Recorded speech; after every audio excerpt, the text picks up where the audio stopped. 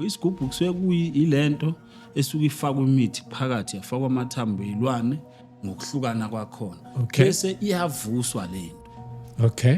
ukuthi manje ayivuke siyiconnecte nawe ukuthi ikwazi ukuthi yazi ukuthi mina ngubani wakabani umsebenzi wami yini. Ezinye zezilwane ziyabonakala physically but zibonwa yilowo muntu okusuke kumnikazi wazo ngoba naye kunezinto azenzile emzimbeni ukuthi akwazi ukubona but isigubhu siyinto enhle kwesinye isikhathi kube yinto embi. Kuningi indlela igubhu kahle kahle if ungakuchazela zihlukene ngeindlela eziningi. Okay.